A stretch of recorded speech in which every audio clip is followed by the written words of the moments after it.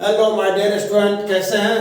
उम्मीद करते हैं कि आप लोग अच्छे ही होंगे और आप लोग अपने तैयारी में लगे होंगे, इसलिए कि एग्जामिनेशन बिल्कुल करीब है और अब बिल्कुल मौसम भी ठीक हो चुका है।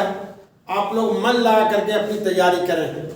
चलिए, मैं आज आप लोगों को क्लास 12 का चैप्टर 16, ये लास्ट चैप्टर है, इसका मैं वन शॉर्ट वीडियो आप लोगों को आज दे रहा हूँ।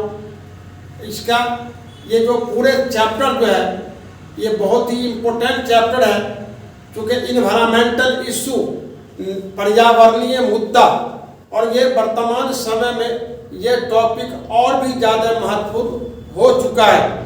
तो आइए हम लोग चैप्टर 16 और क्लास 12 का ये अंतिम चैप्टर है, लास्ट चैप्टर है, और इस चैप्टर के बाद आप लोगों का ये जो कोर्स है वो बिल्कुल कंप्लीट हो जाएगा। आप लोग इसको ध्यान से देखें। Chapter 16 environmental issue. Environmental issue में मेरे बच्चों पहले मैं ओवरव्यू को देखना चाहता हूँ। ओवरव्यू में हम लोग एयर पोल्यूशन है, इसका कंट्रोल है, वाटर पोल्यूशन है, इसका कंट्रोल है, सॉलिड वास्ट है, एग्रोकेमिकल है और इसका प्रभाव है, रेडियो एक्टिव वास्ट है, और ग्रीन हाउस इफेक्ट और ग्लोबल वार्मिंग। इसके बाद हम लोग देखते हैं डिफॉरेस्टेशन। ये सभी इस चैप्टर के अंतर्गत आएंगे। तो पहला मैं शुरू करता हूँ आपको एयर पोल्यूशन। एयर पोल्यूशन जो है, आप देखिए एयर पोल्यूशन क्या होता है। एयर पोल्यूशन जो होता है, किसी भी विधि के द्वारा वायु को प्रदूषित होने की जो क्रिया होती है उसी को हम एयर पोल्यूशन कहते हैं। ये एयर पोल्यूशन क्योंकि वर्तमान समय में काफी जटिल समस्या बन चुकी है। एयर पोल्यूशन के कारण अनेक प्रकार की समस्याएं उत्पन्न होती जा रही है। एयर पोल्यूशन को उत्पन्न करने वाले जो कारक है उसको हम एयर पोल्यूटेंट कहते हैं।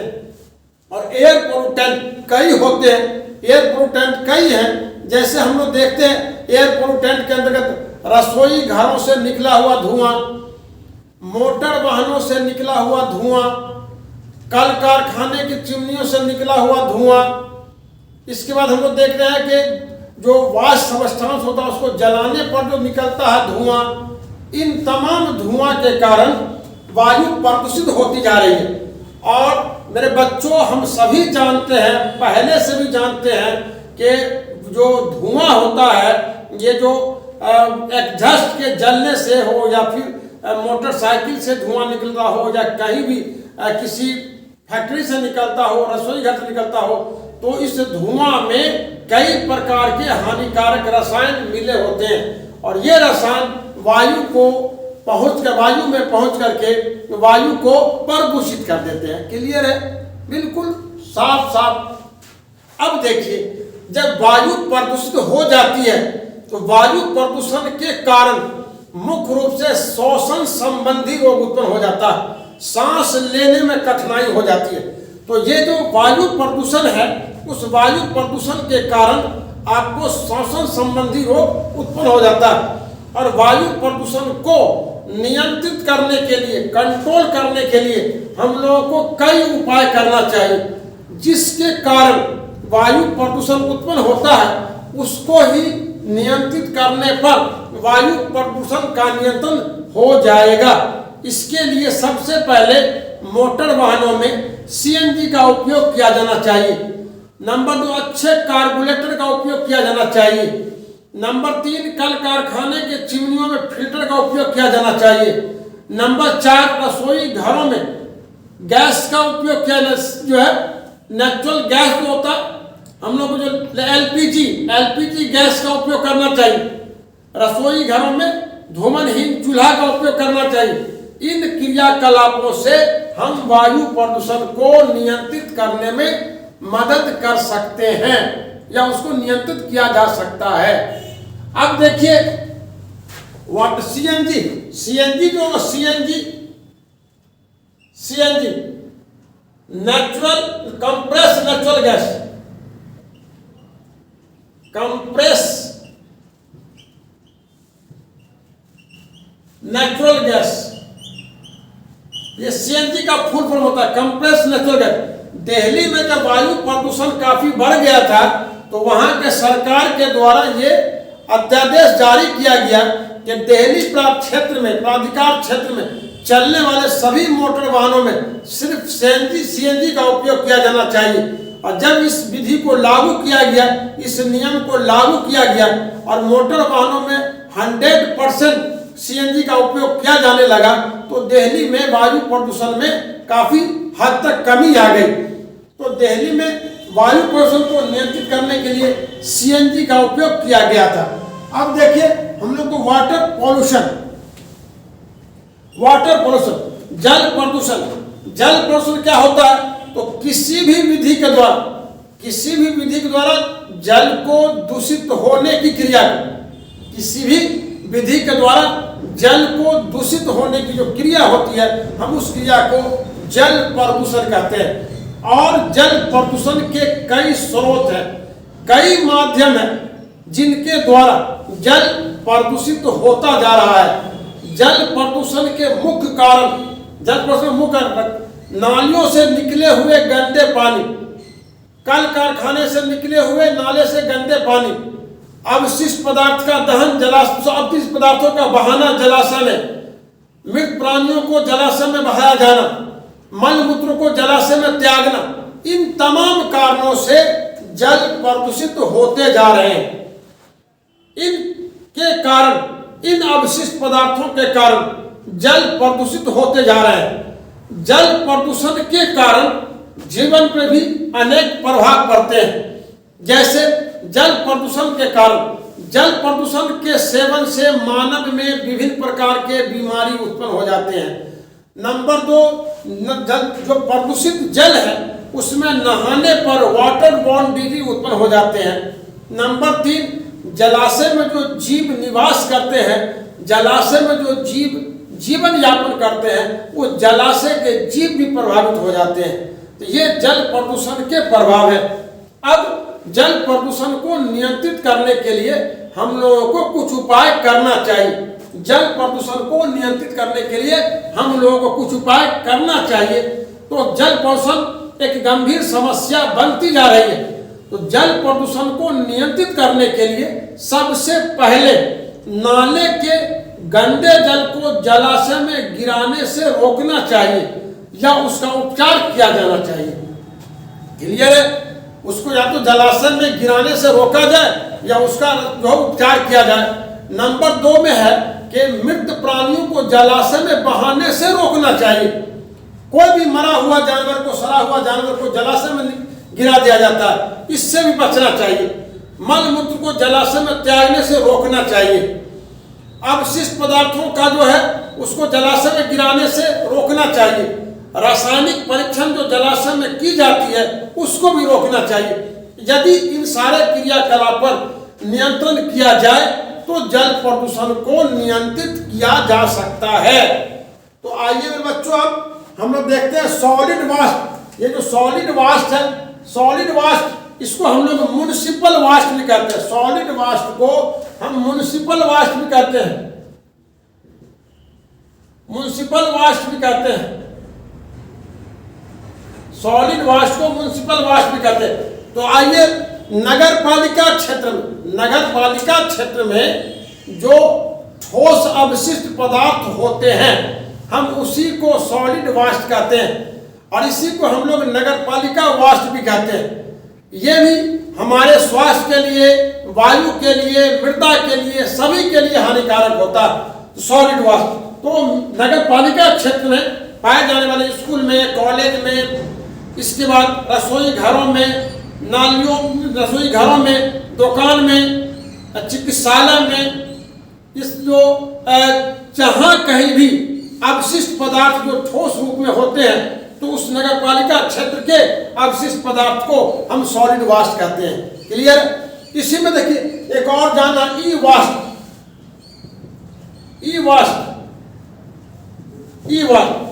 ये ई वास्ट क्या होता है? बेकार पड़े टूटे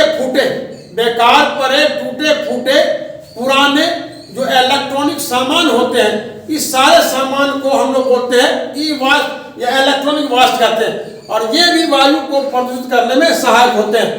और पुराना जहाज, जो बेकार पड़ा हुआ पुराना जहाज भी होता है मेरे बच्चों, वो भी एक प्रकार के ई वास्ट होते हैं। तो अब आइए हम लोग देखते हैं ई वास्ट के बाद हम लोग रेडियो एक्टिव वास्ट। अब हमने एग्रोकेमिकल और their effect, agrochemical their effect. ये एग्रोकेमिकल क्या है? तो देखिए, आप लोग जानते होइएगा कि खेती के काम में रसायन का उपयोग किया जाता है। तो खेती के काम में उपयोग होने वाले जो रसायन है, वो सारे रसायन को हम कृषि रसायन कहते हैं या एग्रोकेमिकल कहते हैं। खेती में उपयोग होने वाले रसायन को हम कृषि रसायन कहते हैं या एग्रोकेमिकल कहते हैं। इस रसायन के भी प्रभाव हैं। लगातार मृदा में उपज को बढ़ाने के लिए हम रासायनिक उर्वरक का उपयोग करते हैं, रासायनिक पीड़कनाशी का उपयोग करते हैं, रासायनिक खरपतवार नाशी का उपयोग करते हैं। ये सारे के सारे रसायन हमारे स्वास्थ्य के लिए, हमारे मृदा के लिए और वातावरण के लिए हानिकारक होते हैं। तो कृषि रसायन का जो मुख्य प्रभाव है वह होता है कि खाद्यान्न उत्पादित, उससे जो खाद्यान्न उत्पन्न होते हैं उसके पोषक गुण में कमी आ जाती है, और वो रसायन के उपयोग से जो खाद्यान्न उत्पादित होते हैं वो स्वास्थ्य के लिए हानिकारक होते हैं, और इसके अलावा वो प्रदूषण को भी बढ़ाने में सहायक होते हैं। इसके बाद देखिए हम लोग रेडियो एक्टिव वास्ट। अब हम लोगों को देखना रेडियो एक्टिव वास्ट। ये रेडियो एक्टिव वास्ट क्या होता है? तो रेडियो एक्टिव वास्ट होता है कि हम लोग न्यूक्लियर बम्पार्टमेंट या न्यूक्लियर विस्फोट, बमों के विस्फोट से जो अवशिष्ट पदार्थ उत्पन्न होते हैं, हम उस पदार्थ को रेडियो एक्टिव वास्ट कहते हैं। क्या बोलेंगे हम उसको? रेडियो एक्टिव वास्ट कहते हैं। और ये रेडियो एक्टिव वास्ट ये भी हमारे स्वास्थ्य के लिए वायु प्रदूषण को बढ़ावा देने में सहायक होते हैं और स्वास्थ्य को प्रभावित करने में भी सहायक होते हैं, ये रेडियो एक्टिव वास्ट। अब देखिए ग्रीन हाउस गैस। हम लोग देखते हैं ग्रीन हाउस गैस और global warming. Green house gas धरातल के ऊपर एक आवरण होता है, विशेष आवरण होते हैं, उस आवरण को ही हम लोग कहते हैं ग्रीन हाउस कहते हैं, जो शीशे का बना होता है। तो ये ग्रीन हाउस, अब उसके अंदर जो गैस होता है जैसे CFC है, हाइड्रोजन सल्फाइड है, CO2 है, ये सारे गैस कहलाते हैं ग्रीन हाउस गैस। और इस गैस का जो जीवों पर प्रभाव पड़ता है, इसी प्रभाव को हम बोलते हैं ग्रीन हाउस गैस इफेक्ट बोलते हैं, ग्रीन हाउस गैस इफेक्ट। और इसके बाद हम लोग ग्लोबल वार्मिंग। ये जो ग्लोबल वार्मिंग है, ये ग्लोबल वार्मिंग क्या होता है? तो ग्लोबल वार्मिंग देखिए विश्व स्तरीय तापमान में जो अत्यधिक वृद्धि होती है, विश्व स्तरीय तापमान में अत्यधिक वृद्धि की स्थिति को हम ग्लोबल वार्मिंग कहते हैं। ग्लोबल वार्मिंग के जो कारण, ग्लोबल वार्मिंग के कारण वायुमंडलीय तापमान में वृद्धि हो जाती है। ग्लोबल वार्मिंग के कारण ही खाद्यान्न उत्पादन प्रभावित हो जाते हैं। ग्लोबल वार्मिंग के कारण ही बाढ़ और वर्षा अनियंत्रित हो जाते हैं। ये सारे के सारे जो खराबी है, ये सारे के सारे प्रभाव ग्लोबल वार्मिंग के कारण आज जो हमारे जो दुनिया में ये जो समस्या, जो वायु प्रदूषण की समस्या बनी हुई है, जो तापमान की समस्या बनी हुई है, जो बाढ़ और वर्षा बिल्कुल अनियंत्रित हो चुका, ये सारे के सारे ग्लोबल वार्मिंग इफेक्ट है। अब ग्लोबल वार्मिंग इफेक्ट के बाद देखिए डिफॉरेस्टेशन। हम लोग डिफॉरेस्टेशन कहते हैं, फॉरेस्टेशन, रिफॉरेस्टेशन और डिफॉरेस्टेशन।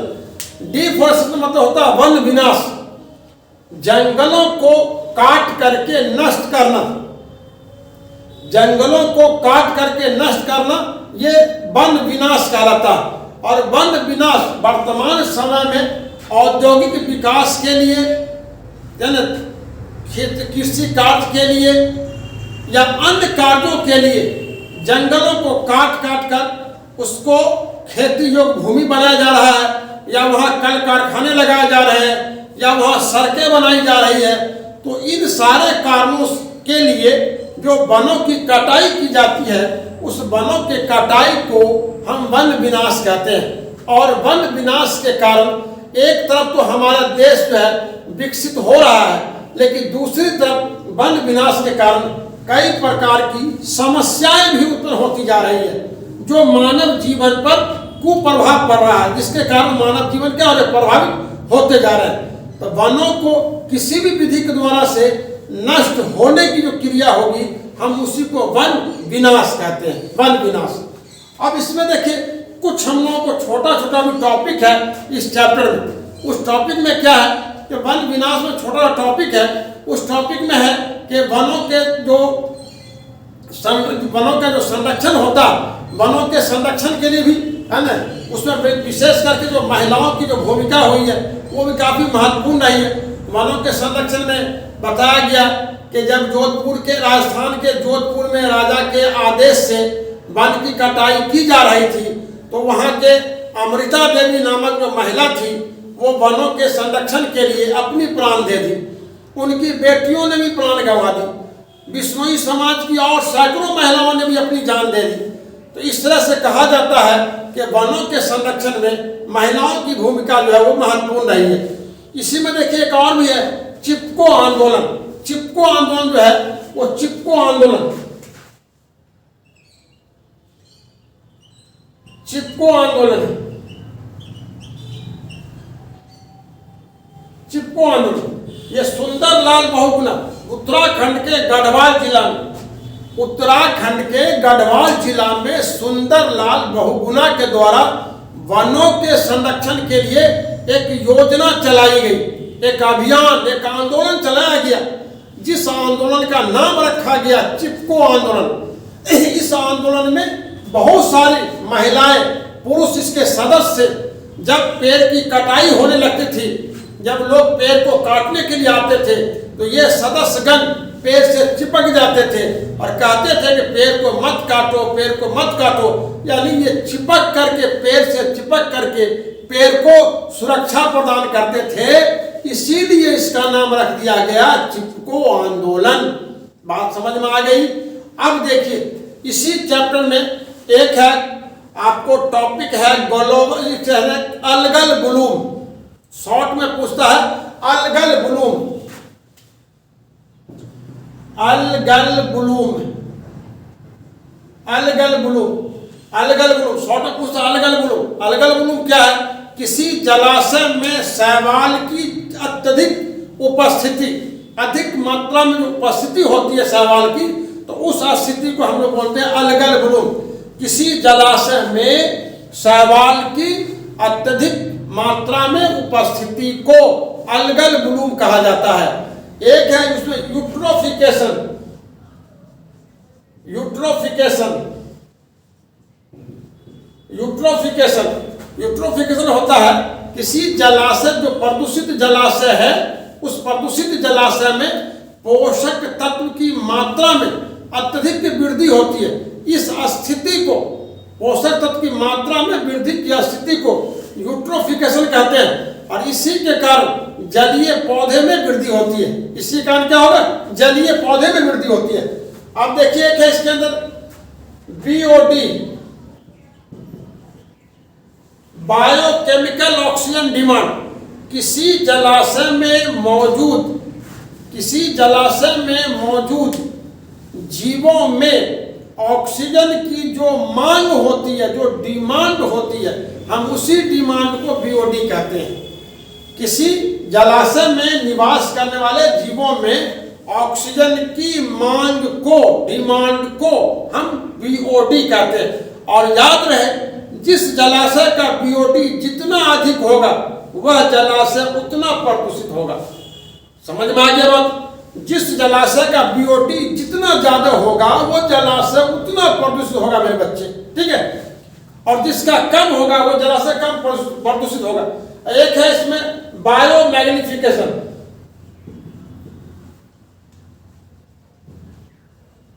बायोमैग्निफिकेशन, जैव प्रबंधन। देखिए ये बायोमैग्निफिकेशन क्या होता है? जैसे हम कीटनाशी का उपयोग, रासायनिक पदार्थ का उपयोग हम मृदा में करते हैं, फसल पौधे को सुरक्षा प्रदान के लिए करते हैं। ये रसायन मृदा पर पहुंच जाता है, ये फसल पौधे पर पहुंचता है। और इस रसायन का उपयोग जब कीट करते हैं, तब ये रसायन चला जाता है कीट में, और कीट के शरीर में इसके रासायनिक पदार्थ के सांद्रण में वृद्धि हो जाती है। फिर कीट को खा जाता है पक्षी, पक्षी को खा जाता है बाज। तो ये जैसे निम्न से उच्च स्तर की ओर बढ़ते हैं तो बायोमैग्निफिकेशन की दर बढ़ती जाती है। यानी कि इस भोजन श्रृंखला में निम्न स्तर से जब उच्च स्तर की ओर बढ़ते हैं तो बायोमैग्निफिकेशन की दर बढ़ जाती है। जैसे कीट में बायोमैग्निफिकेशन कम होंगे तो बाज में बायोमैग्निफिकेशन जो होंगे वो अधिक होंगे। मेरे प्यारे बच्चों, ये आपको 16वां चैप्टर का जो वन शॉट होता है, जो इम्पोर्टेंट टॉपिक है, हम आपको बता दिया। आप इतना को याद रखेंगे तो आई होप कि आपका क्वेश्चन एक भी क्वेश्चन मिस नहीं करेगा और बोर्ड की परीक्षा में आपका सारा का सारा क्वेश्चन बन जाएगा। गारंटी है, डेफिनेटली है कि इसी से आपका क्वेश्चन पूछा जाएगा। एनसीईआरटी बुक से बाहर से क्वेश्चन आता नहीं है, एक भी क्वेश्चन आपको एनसीईआरटी बुक से बाहर का नहीं होगा। इसलिए विश्वास के साथ आपको तैयारी करनी है। अच्छे नंबर लाने के लिए अच्छी तैयारी जरूरी है। बिना अच्छी तैयारी का अच्छे नंबर का उम्मीद करना बेमाने है। इसलिए आप लोगों को अभी भी समय है, अभी जितना समय बचा हुआ है पूरी की पूरी एनर्जी लगा दें अच्छे नंबर की प्राप्ति के लिए, रिजल्ट को बेहतर बनाने के लिए।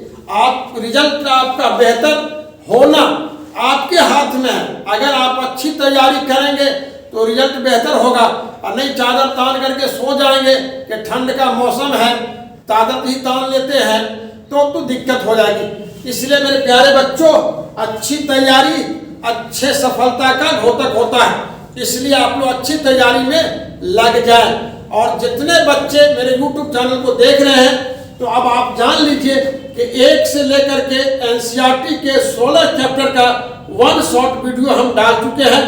आप लोग इसको बार बार देखें और देख करके इससे फायदा उठाएं। और आपको यदि मेरा वीडियो अच्छा लगता हो तो आप इसको शेयर भी करें और कहीं से डाउट हो तो कमेंट भी करें। समझ गए बात को? अब हम लोग जो है इसके बाद हमारा जो अगला टॉपिक रहेगा वो जो साल का जो कई साल का क्वेश्चन है, हम उस क्वेश्चन को डालेंगे ताकि आपको रिवीजन करने का मौका मिल जाए और तैयारी अच्छी हो जाए। तो कल से हम ऑब्जेक्टिव में काम शुरू करेंगे। 1 से लेकर के 16 चैप्टर आपका एनसीईआरटी बुक से आपको उपलब्ध हो चुका है। अब आप इसका उपयोग करें और ज़्यादा से ज़्यादा फायदा उठाएं और दूसरे को भी फायदा पहुंचाएं। इसी के साथ मैं अपनी बात खत्म करता हूं और आप लोगों से विदा लेता हूं। Thank you.